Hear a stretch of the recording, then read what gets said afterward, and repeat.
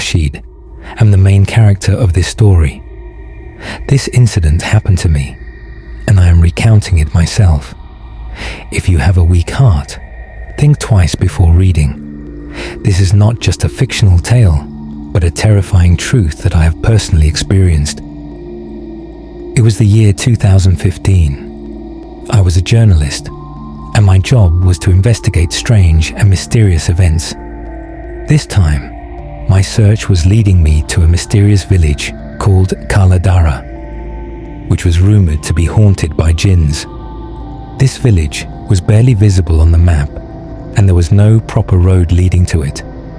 Someone at my office told me that whoever enters this village either never returns or suffers a terrible fate.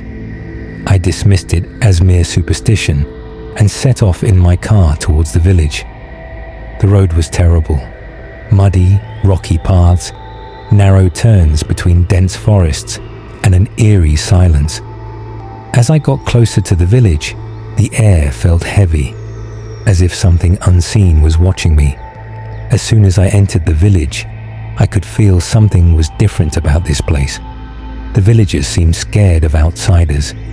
They stared at me as if I had invited disaster upon myself. An old man, in a low voice, warned me, "Son, if you value your life, turn back now. The jinns do not like humans." I didn't believe in such things, but the seriousness on their faces made my skin crawl. Still, I decided to stay. At the edge of the village stood an abandoned mansion, untouched for years. I decided to spend the night there to uncover the truth. The mansion was old and crumbling. Strange marks covered the walls, as if they had appeared on their own. The air smelled damp, mixed with the scent of something burning. I set up my camera and recording equipment and went out to arrange for food.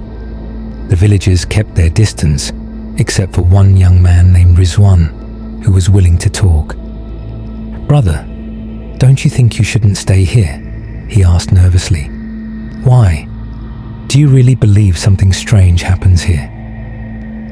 He looked around cautiously and whispered, "This mansion belongs to the jinns.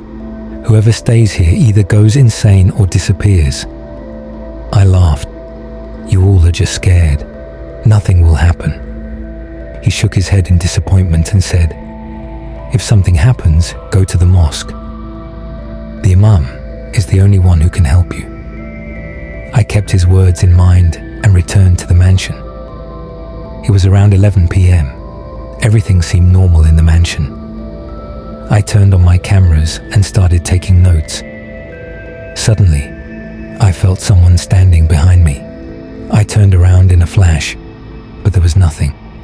Still, I had a strange feeling, as if something was watching me. Tick, tick, tick. The clock's hands suddenly stopped. The air grew heavier. Then a wooden chair near the window began moving on its own. Now, I was starting to get scared. I picked up my flashlight and saw that the chair was slowly moving toward me. A chill ran down my spine. Suddenly, a low but terrifying voice echoed, "Why have you come here?" I froze in fear. Every nerve in my body went numb. The voice echoed from all directions, but there was no one there. I slowly picked up my camera and started recording. Just then, a cold breeze brushed against my ear, followed by a horrifying laughter. "We have been here for thousands of years. Humans cannot stay here." My courage began to waver. I remembered a few verses from the Quran and started reciting them. Suddenly, the door slammed shut. Darkness swallowed the room. Then, in front of my eyes, a shadowy figure emerged. It resembled a man, but its eyes were pitch black, like an endless void. "You cannot leave this place." And then, everything went dark. When I opened my eyes, I was in a different realm. Shadows moved around me, the air was thick, and there was a disturbing silence. An old jinn approached me and said, "You are now our prisoner. You will stay in this world forever." felt like I was already dead. I screamed, "No, let me go." The old jinn laughed and said, "If you want to escape, you must make a deal." I hesitated. "What deal?" "Bring another human here, and only then will we set you free." I gathered all my strength and started reciting Quranic verses. The jinn screamed in agony, and everything around me started to blur. When I opened my eyes again, I was back in the mansion. My camera was shattered. The villagers had gathered at the mosque. The imam saved me and performed Quranic recitations to protect me. I left the village and never returned. Even today, when I recall that night, my soul trembles. But one question still haunts me. Are they still watching me?